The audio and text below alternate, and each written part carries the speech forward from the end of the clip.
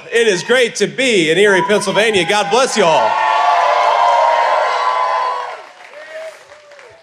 Now, here's what we're going to do. First of all, I want to offer a few notes of gratitude, and then I'm going to talk a little bit about why we believe in American trucking and American industry in this country, and why President Trump and I are going to fight for the truckers. But before we do that, and then we're going to talk some questions from the media here. But before we do that, let me just make a few words of thanks here. So we have Macy Kantz, who owns a small business here in town. Where's Macy Kantz at? Can you wave to us? Macy, thank you so much for being here, and thanks for all your support. Let's give it up for Macy. We have Dan Doyle, owner of Reliance Well Services. Where's Dan? Dan, thank you, man. We have Slippery Rock Mayor, Marine, and most importantly, fellow JD Longo. And we've, of course, got Harold Bender and his beautiful family, the owner of Hardinger Trucking. Thank you, Harold. And I believe, Harold, you go by H, is that correct? All right, I'll make sure to call you H. So thank you all for being here, and we're here to celebrate American trucking and here to celebrate American industry and remind everybody just how good our truckers could do if we get better leadership in the White House, which is why we're going to send Donald J. Trump back to the Oval Office.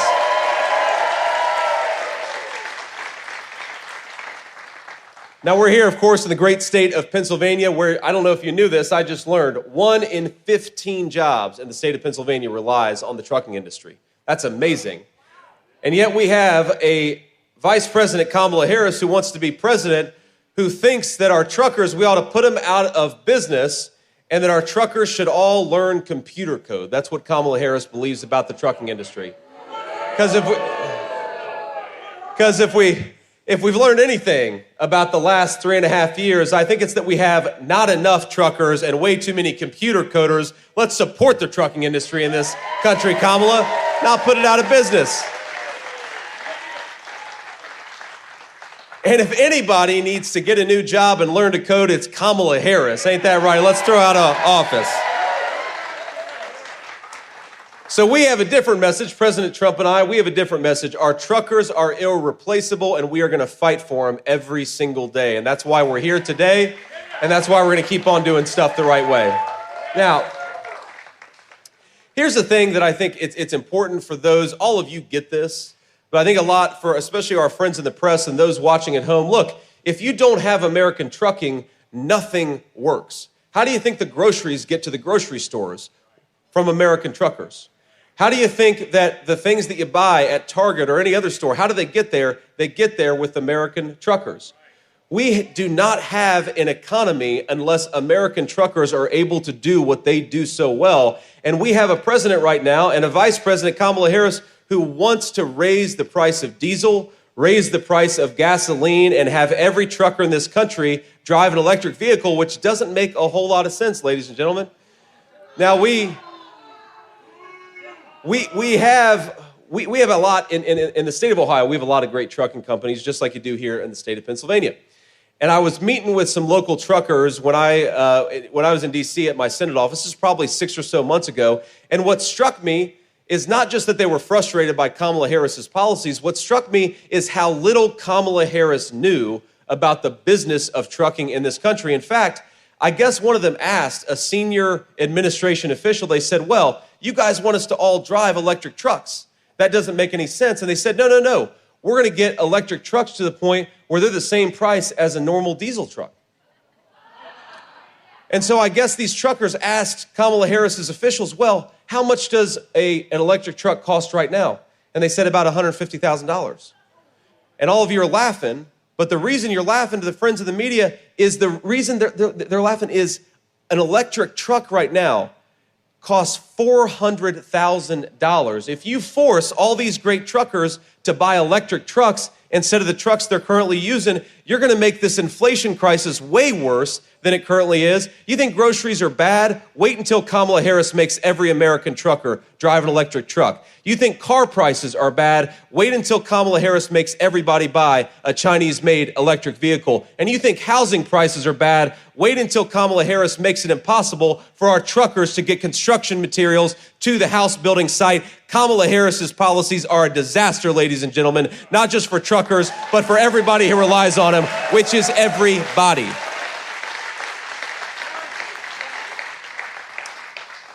And I think we have to have some compassion for the people who've been affected by all of her terrible policies. It's one of the reasons why we've got to get Donald Trump back in the White House.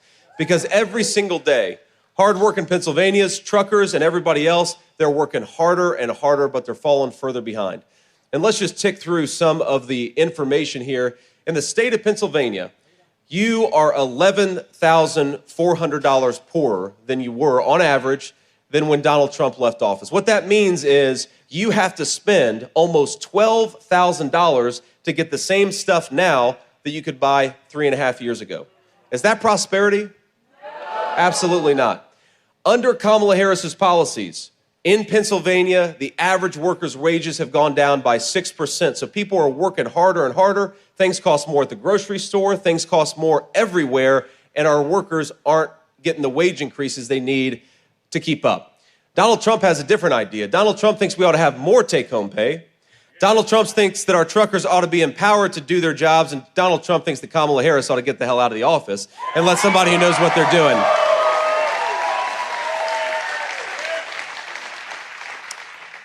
Now, I want to just talk about the contrast a little bit, because let's really discuss the details, the difference between Kamala Harris and President Donald Trump. We know, of course, Donald Trump had a lot of great successes in the Oval Office, and we know Kamala Harris has not had a whole lot of successes, but let's talk about why. Let's talk about the policy details. Now, here, President Trump's view is very simple.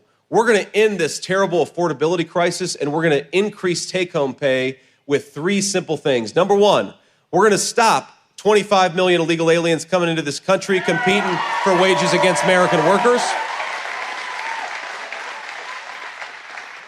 We're going to stop ridiculous job-killing regulations like the EV mandate. Let's buy American-made stuff, not Chinese-made stuff.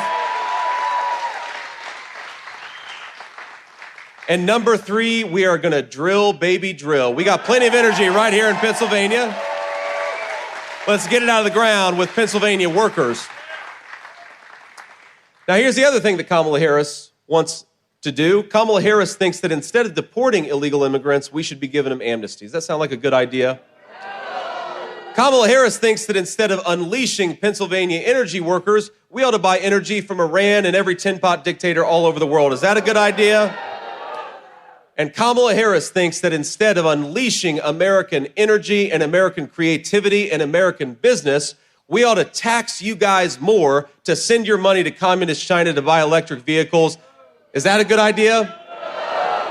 So is it a good idea to give Kamala Harris a promotion? No, we're going to do what Donald Trump loves to do to people who don't do their jobs. You are fired, Kamala Harris. You're out of there. It's done.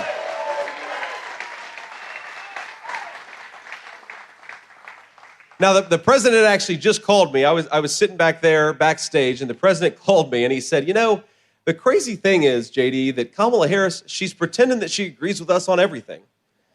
And if you look at her campaign the past week and a half, she pretends that she agrees with Donald J. Trump on every issue. She is running a copycat campaign. And I said, Mr. President, I think I figured out what's going on. She wants my job. She's realizing that they don't have any chance. She's going to ditch Tim Walz, and she wants to run alongside Donald Trump. She's pretending she agrees with you on everything. But we can't let her pretend, ladies and gentlemen. We have to remind people of the real record. Kamala Harris wants to defund the police. Kamala Harris wants to ban fracking. Kamala Harris wants to further entrench the EV mandate that sends your tax dollars to China instead of buying American-made cars from American workers. Kamala Harris has said all these things on videotape, and as much as she wants to pretend she agrees with Donald Trump, I have a suggestion, Kamala Harris. If you would like to enact the policies of Donald Trump, you could do it right now because you are the vice president. So do it right now. Don't pretend you're going to do it in 6 months.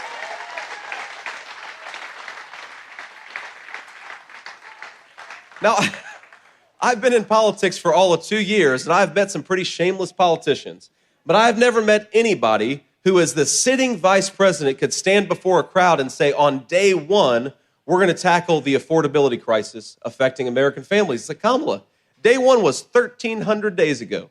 You've been the vice president for 3.5 years. If you want to get to work, start now. Don't make promises. Start doing it now.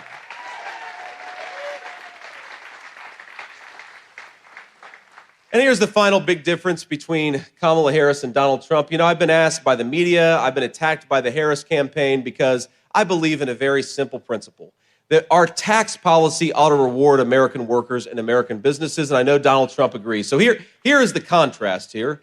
Donald Trump wants to cut your taxes. Donald Trump wants to cut taxes on American businesses hiring American workers, and he wants to raise tariffs on the Chinese and everybody who's trying to rely on Chinese slave labor instead of American hardworking people.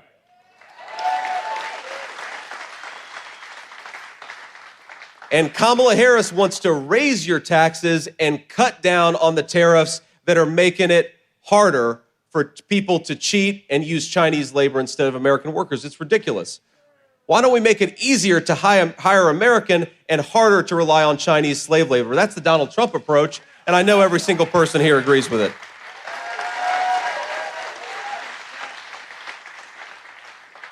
So let me leave you with one final thought here, and then I want to kick it over to our illustrious media to ask some questions. It's very simple, my friends. Look, we have the best country in the entire world. I've been flying...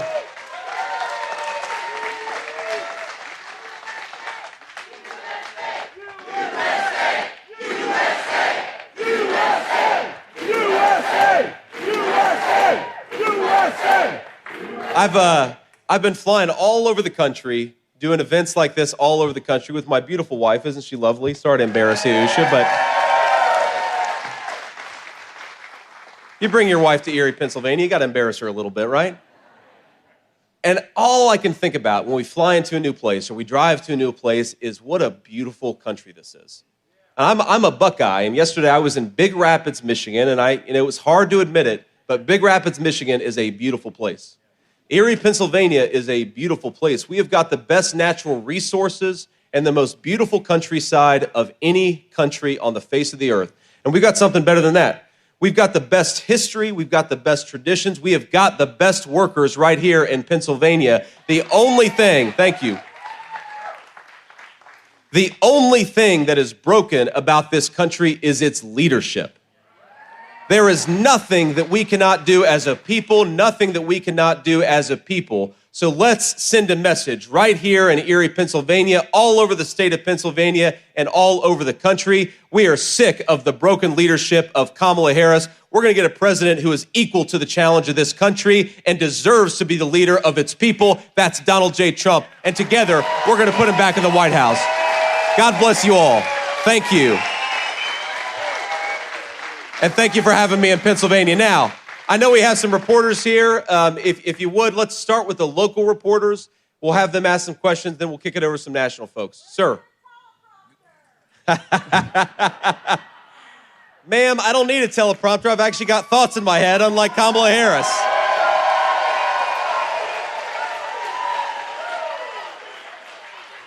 Good evening, Senator. Thanks for coming to Erie County, Pennsylvania. Philip Ward from Erie News Now.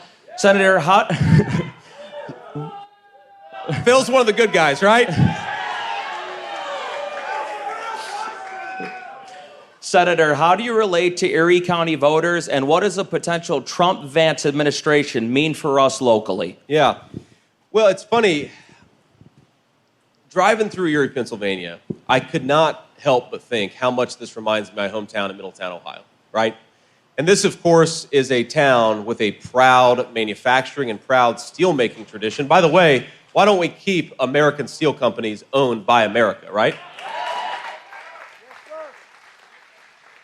But a proud manufacturing tradition, and all I could think driving through Erie is, this is a beautiful place, but it has been left behind by a lot of stupid policies from people like Kamala Harris.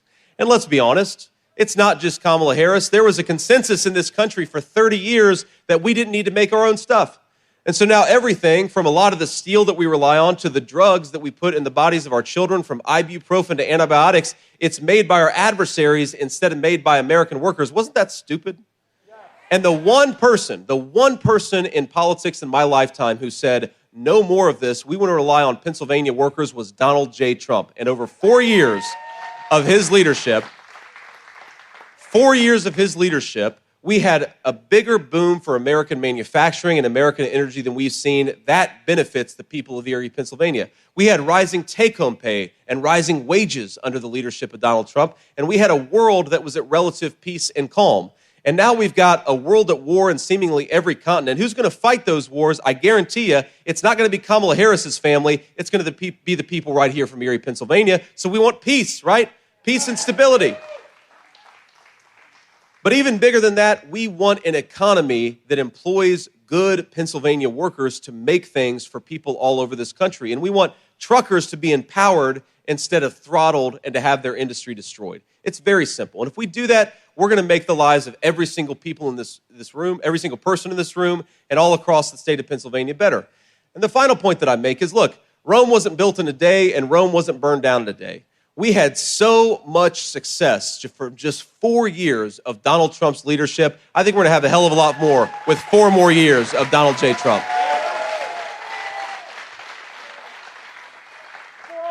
Sir. Hello, Senator. Thank you for coming to Erie today.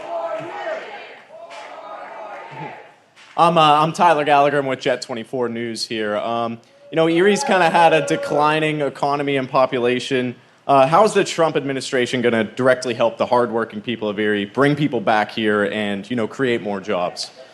It's pretty simple, actually. But unfortunately, we have a leadership that's completely broken. I mean, the first thing that you have to do, if you want to help the people of Erie, Pennsylvania, is you have got to unleash American energy.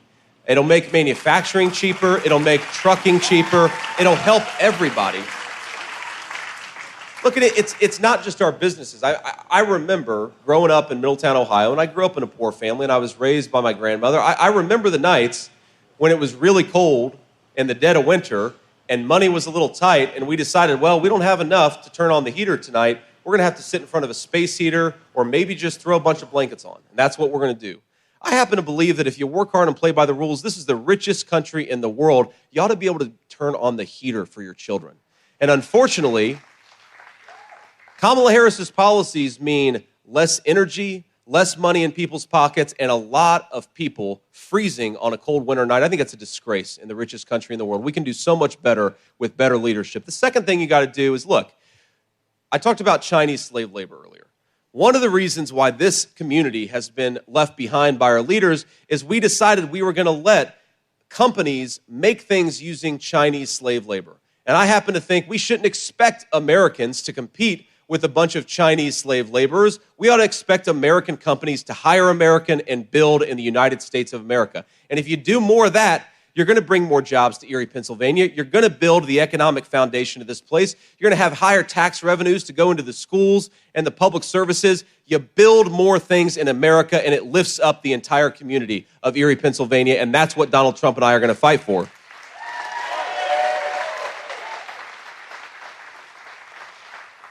And then the final thing is, look, the number one issue when I go to places like Erie, Pennsylvania is inflation. The number two issue is, why did Kamala Harris open up the southern border and let these cartels bring in the poison that's killing our families? It's ridiculous. We got to stop doing this craziness. She said on day one she wanted to open up the border. She said on day one she wanted to suspend deportations. She said on day one she was going to end Donald Trump's Remain in Mexico policy. Donald Trump has a different message for illegal immigrants. Pack your bags, because in 6 months you're going home. And when we do that, you're going to have fewer people dying of drug overdoses. You're going to have fewer people who are suffering because you've got drug cartels operating freely in their communities. You've just got to do it. You've got to close that border. It's good for public safety and a whole host of other things, too. Other questions? Any more local? Yes, sir, I would love to go fishing. Hi, Senator. You have to bring about 40 Secret Service agents now, though. That's the problem. Ma'am. Hi, Senator. Kit Maher, CNN. I wanted to talk a little bit.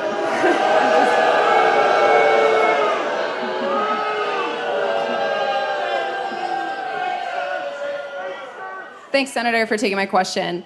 I wanted to expand a little bit more on your phone call with Governor Brian Kemp. How did Trump go from calling him disloyal and average governor to praising him and thanking him for his support? And why is it so important to have his support and a unity there? Well, look, because we're a big tent party, the president just got RFK's endorsement. He just got Tulsi Gabbard's endorsement. And on the other side, he's got Nikki Haley's endorsement. He's got Brian Kemp's endorsement. He is the president of common sense in this country. People are sick of being lied to, and they're sick of the craziness.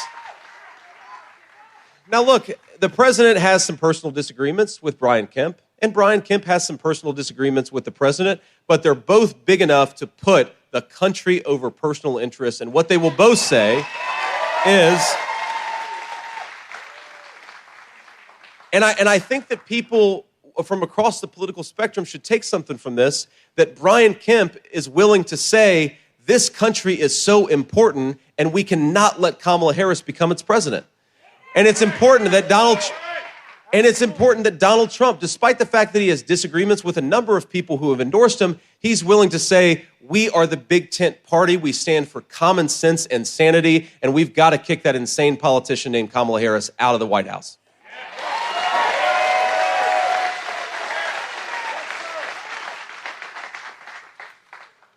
Ma'am, go ahead. Hi, Senator. Good to see you again. Ali Novello with CBS News. I have two questions for you. One, could you tell us more about the altercation that happened at the Arlington Cemetery? And two, what does debate prep look like for yourself and for Trump at this time? Well, I think, first of all, the altercation at Arlington Cemetery is the media creating a story where I really don't think that there is one. There is verifiable evidence. There is verifiable evidence that the campaign was allowed to have a photographer there. There's verifiable, they were invited to have a photographer there. There's verifiable evidence that the families of these poor people who had their loved ones die 3 years ago at Abbey Road, Abbey Gate, those 13 Americans, a lot of them were there with the president. They invited him to be there and to support them. That's not an insult to the memories of their loved ones. They wanted Donald Trump there, and thank God that we have a president who stands with our veterans instead of one who runs away from them. Now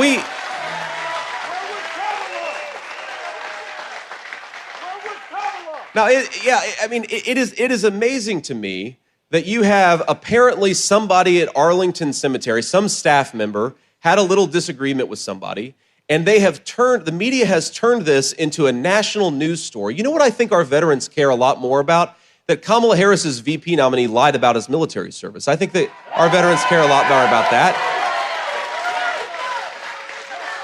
And the other thing our veterans care a lot more about is that 3 years ago, 13 brave, innocent Americans died, and they died because Kamala Harris refused to do her job, and there hasn't been a single investigation or a single firing.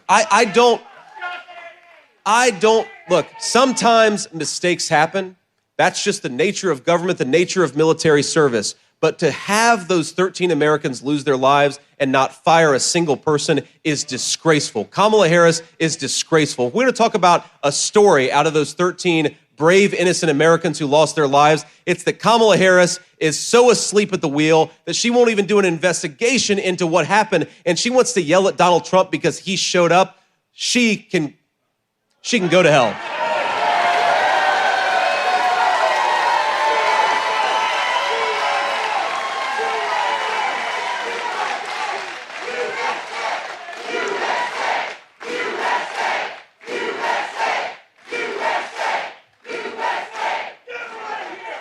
Thank you, sir. One more. Any other questions here? Ma'am. Oh, sorry, debate prep. Look, the way I'm doing debate prep is by spending time with these fine people. This is how I do debate prep, is you get out there. You get out there, you talk to people, you talk about the issues that matter. We don't need to prepare for a debate with Tim Walz. We need to get out there and talk. We need to get out there. Look, we need to get out there and talk to the American people. That's the biggest way that we're going to prepare for that debate on October the 1st. And I guess CBS is hosting it, right? So we got to be nice to her, ladies and gentlemen, because CBS is hosting the debate in a few weeks. Ma'am.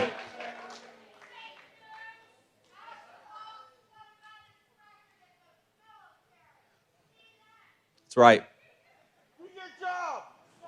Is this on? Thank you, Senator. Surin Kim with ABC News. I have two questions for you as well. Sure. One is going back to Kit's question about Brian Kemp. Are you playing any role in facilitating any, are you playing any role in facilitating connections with Governor Brian Kemp or other Republican members back to bringing them back to the Trump world at all? My second question is, since becoming Trump's running mate, have you talked to former Vice President Mike Pence for any advice in campaigning? Have you connected with him, or have you talked to him about maybe him supporting President Trump? So the first question, look, a lot of people have talked to Brian Kemp, and I'm proud to be among them. I think he's been a good governor for the state of Georgia. I certainly gave him a phone call. I think 150 other people have given Brian Kemp a phone call and talked about the need to have a unified Republican team. I don't take any special credit for it. I think a lot of people deserve more credit than I do, including the President of the United States, because I think President Trump has been very, very aggressive at trying. We all right? Yes, sir. All right. There we go. It's so humid in here. I thought we lost one of our Secret Service agents. I was worried about him, but we're good. God bless you, man. Glad you're okay. But look, the media, here's what the media wants to tell a story that somehow I have been the peace broker between Brian Kemp and Donald Trump. It's just not true. I reached out to Brian Kemp. I encouraged him to support the president, and he didn't take much persuasion. He wanted to support the president because he thinks Kamala Harris is going to be a disaster. So I think there are a lot of friends. There are a lot of friends of Brian Kemp's and a lot of friends of the president's. I think a lot of people deserve credit for this unified Republican ticket. I'm not going to take that credit myself. Ma'am. Can you hear me? I can hear you. Senator Yep. Vance, Emma Go Barnett ahead. with NBC News. Thank you so much for taking all of our questions. Two questions, one local one and one international one. First of all, what are some of the specific policies you would implement to improve the lives of truckers in Erie, Pennsylvania? And then also, last night, Israel launched the largest raid in the West Bank in at least 20 years. Should the Israelis ask for American boots on the ground from a Trump-Vance administration, would you oblige, and how would you respond to these current events? I don't want to put American troops on the ground for anybody's wars but ourselves, right? That's a very important principle. And I say that, and I say that as somebody who believes that the Israelis have every right to destroy Hamas. We support them in what they're doing, but they're not asking. They're not asking for American boots on the ground. They can take care of business themselves. They just need a vice president or a president who allows them to do the job instead of trying to take Hamas's side over Israel's, which is not what Donald Trump and I are going to do. The first question was about, sorry, I forgot your first question. The first question was about specific policies that would help truckers. Erie Yep, truckers. that's good. That's right. So look, the most specific policy that we have to help the truckers of Erie, Pennsylvania is to fire Kamala Harris and to replace her with Donald Trump, right? That's what we need to do. She is the source of so much that's broken in this country. But look, I mean, you talk to truckers, there are two big things that I think we can do. First of all, there are a lot of people who would like to be truckers, and our education system is trying to force everybody to go get a four-year college degree. There are a lot of truckers out there who make a lot more money and have a lot better job than four-year college degree holders. Let people do what they want to do and have an education system that empowers people to make their own choices for their own lives instead of forcing them to do what Kamala Harris wants them to do. That's number one. Number two, you talk to our truckers, what is the biggest cost that they have, the biggest increase? We ask them right there, they're all saying fuel in unison. Fuel has gone up, depending on where you are, between 35 and 55%, thanks to the policies of Kamala Harris. We have got to drill, baby, drill, unleash American energy. It'll help our truckers. It's going to help everybody else, too. And I'll take one more question before we hit the road. Senator Vance. Great. How has your military service and being a veteran prepared you to A, be a senator and potentially vice president of these United States? Yeah, I appreciate that question. Well,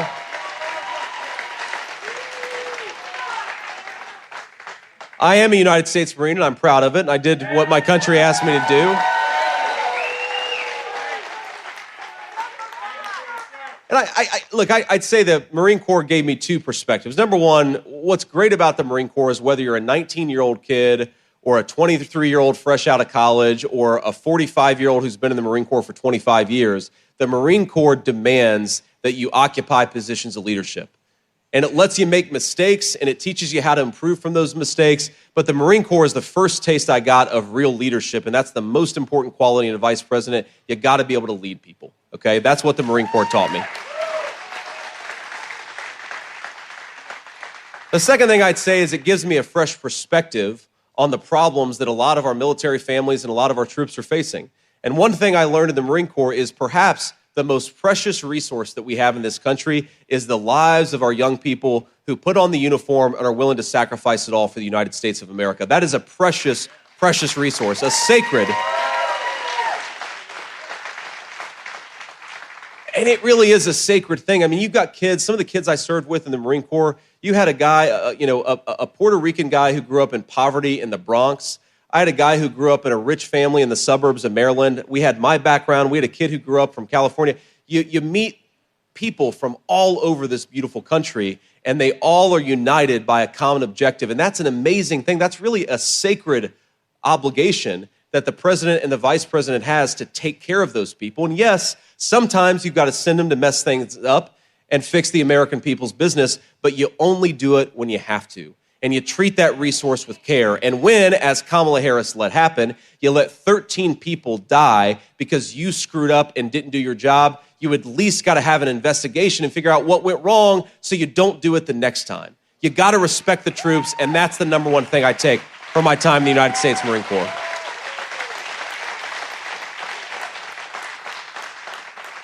And when I say respect, I don't just mean thank them. I don't mean just buy them a beer when you see them at a bar. That stuff is all important. I mean respect them enough to actually take care of them and not waste their lives and their sacrifice, which is what, unfortunately, the last administration has done.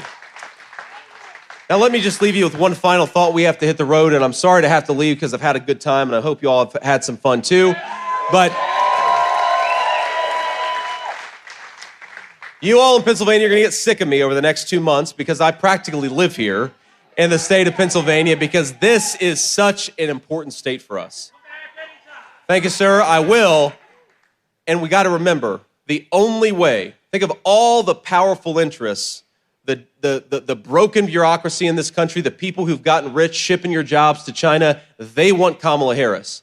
The only way to beat them and the only way to fight back is at the ballot box this November. Let's get out there, win Pennsylvania, re-elect Donald Trump, and take this country back. God bless you all. Thank you.